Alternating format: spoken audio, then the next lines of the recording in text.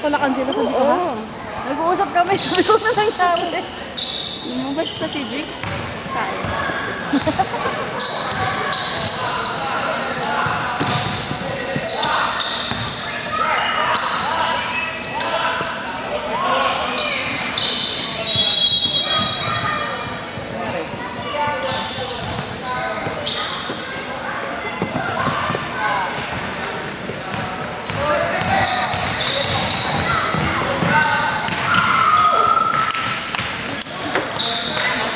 Oh my God.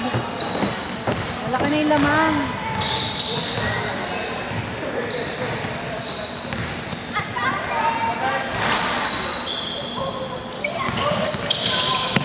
Ayun na. Ay, sayang.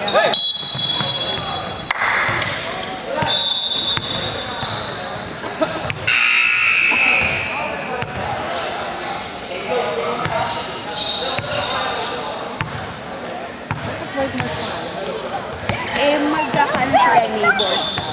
Ah, okay. Takot sila ng white mark. Aha, Kala ko wala naman may yung sponsor sila sa Ano? white mark.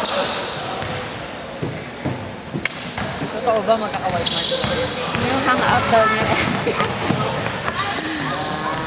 Wala nang maisip. Yun lang. Kala ko naman lahat sila sa mall nagkatrabaho. Oh.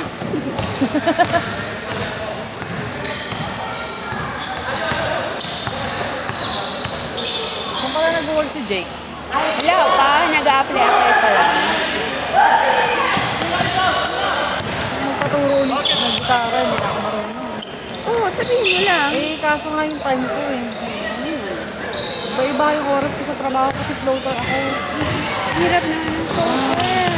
Pero ang ano lang naman, hanggang 6:30 lang gabo. Aha. 6:30 ng umaga hanggang 6:30 ng gabi. Yun lang ang minimum maximum time. Pero may araw na iba, may araw na 10 to 6 ako, may araw na 8 to 5. Kaya ang hirap yan ng oras ko.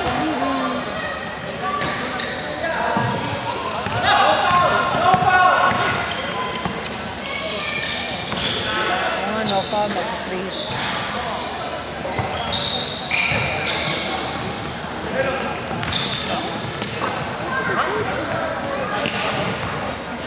Hey. Yes. Oh my God, you're so sweaty. Huwag tayo pagupitan. Ha? Summer naman. Oh, pinagupitan na yan. Maba na naman.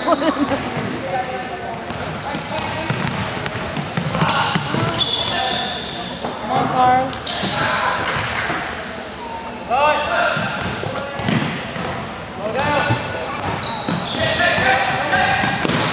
Ano kayo mag-shoot, malalagdagan tayo.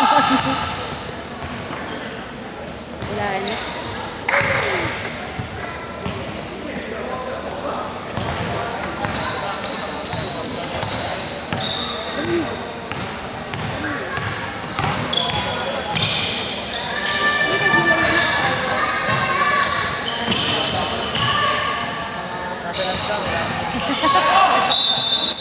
Give up na, sabi na.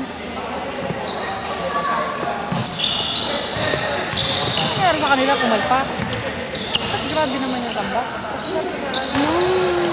Nag-umpisa yung sa first nila quarter. At I think naka-30 yung dragon. 0 kasi. Oh!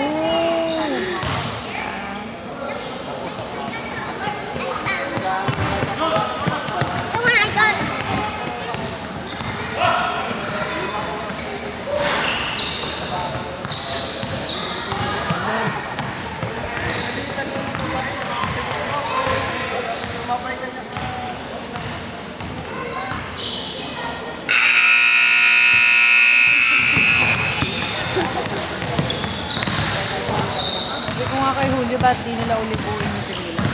Sa dragon. Kasi hindi si Red ang coach nila.